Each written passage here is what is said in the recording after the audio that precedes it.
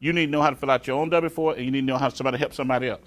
You can't be going around saying, "Woo, we got to wait till Ivy get here to do this." No, everybody in my econ been around 3, 4, 5, 6 months, because all I'm going to do is read the form. And whatever the numbers are, that's what the numbers are, right? Okay? All right, scroll up.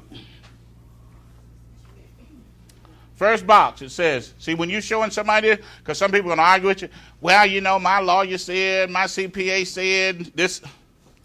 Let's just read the form. Okay? When you're doing your presentations, we got the common tax deductions info pack. Just let them read it. Because you're never going to convince some people, because you got to understand, people built their whole life on flawed data that broke them, and they still love it. Because they don't know no better. And if they don't know no better, and it broke them, and they still love it, you're not going to change their mind with a cute conversation. Going to take more than that in it. You got to give them real facts that they can validate. The form says, stop. Purpose, complete Form W-4 so your employee can withhold the correct federal income tax from your pay. Consider completing a new Form W-4 each year and when your personal financial situation changes. Have you been doing that? Then the argument's over. There you go. You need to change back, okay? All right, keep going. Enter one for yourself if nobody else can claim it. That's simple, right? Number 2, enter one if you're single and have only one job. You're entering one if this situation, okay? You're married and have only one job and your spouse does not work. Or your wages from a second job or your spouse's wages or the total of both are $1,500 less. See? The question is, see, we're not trying to derive at an answer here. We're going to read the questions, and whatever the forms say, that's what it says. Like what some people want to think about my econ is, well, see, we just tell everybody to change that before, and they automatically get a magic bucket of money. This ain't true.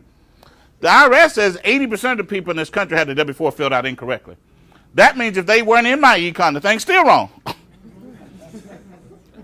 Okay? Now, being in business is going to make it even more incorrect because they're going to have even more deductions. You see?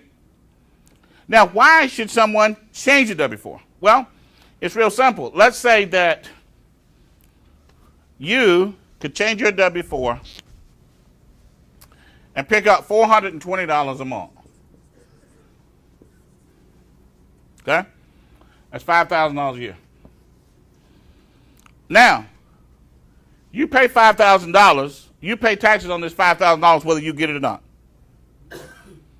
If the IRS keep the $5,000, you're in the 33% tax bracket, you're going to get $3,400 of it back at the end of the year. You still lost $1,700. If you didn't let the IRS keep this $5,000 and you took the $5,000 and stuck it into your 401k or your 403b or some other retirement account throughout the year, this $5,000 goes in, so you got it in your account. It's now tax deductible, so you pay 0 taxes on it, so you get the whole $5,000. Plus whatever interest you made on the money. Is that correct? So, if somebody understood that, would they throw away $1,700? You see? They wouldn't, would they? Because they say, well, yeah, but I need my money. Well, you didn't have your money. The IRS had it. Everybody understand? The IRS had it. All right. So, A is going to be 1. B can be either 0 or 1. C, enter 1 for your spouse, but you may choose to enter 0 if you're married and have either a working spouse or more than one job. So you can enter 0 or 1 here. I would put 1. The more exemptions you have, the more you get in your paycheck. I want as much as I can get in my paycheck because I want that cash to do one or two things. I want to invest it to make some money, or I want to pay off debt to get rid of some interest. Is that correct? I want my money working because, remember, most people grew up in a household where they only learned to make money by working, didn't they? In other words, when we grew up, our parents said if you want to make some money, you need to do some what? Work. And then if you want to make even more money, you need to go to school and get a good education so you can do some more work. But all of it led to work.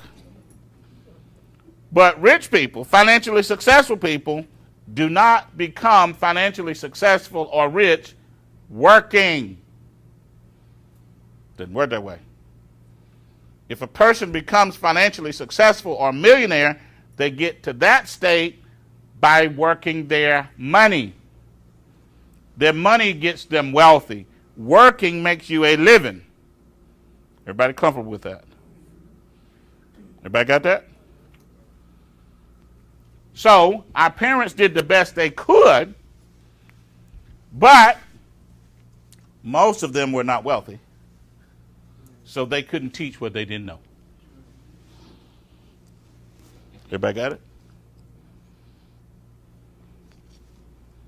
That's why the next generation will surpass ours. It might take them a while. They might stumble for a little while. But wait, another 10, 12, that next generation start taking over, they'll go much further financially than we did because they're going to know more faster. It's not going to even be a close race. They're going to build crazy wealth. So you just think about when you was 18, 19, 20, 21, 23, 24, 25, and your parents like, you ain't going to ever be able to make a living. And then you ended up making a lot of money, even being able to do some things for them, because that's what time does, right? When you get that generation, 5, 6, 7, 8 more years, you want all this learning, all this information they're getting at an early age, boom. Because they're not going to have to unlearn. We had to unlearn and relearn. So there was a fight that had to go on first, right? All right. So D, enter number of dependents. Okay, other than spouse. So if you got children, you put it there. If you don't have children, you don't put it there, right? E, if you file as head of household. Head of household means that you are a single parent. Okay, in other words, you can't be married and head of household. You know? Or you could be an adult and you could be even taking care of another adult, like a disabled child or a disabled parent, and then you could still be head of household on that. Everybody got it? They can't be disabled like lazy. That's a disability. F, enter one, if you have at least 1,500 of child care, daycare. Boom, you put that in F. Everybody got it? Okay. The idea of this form is the government is saying, we want you to set your adjustments to a point so that we don't owe you and you don't owe us at the end of the year. But if the government owes you money at the end of the year, you're losing the ability to make money with your money throughout the year. In other words, you're giving the government the use of your money. When you give the government the use of your money, what do you think they do with it? Right. Well, you would think our government would be smart, right? But they get the money. When the IRS gets the money throughout the year, they take the money and they put it in the banks. And they let the banks make the money on your money. They put the money in the banks, and then the banks loan the money out to people for cars, houses, businesses, education, bonds, you see? And see, that's the thing. When you learn to participate in this capitalistic society, your life changes. All right, scroll up a little bit, Cap. Down. All right, good. Stop. Go down. Okay, stop. So child tax, if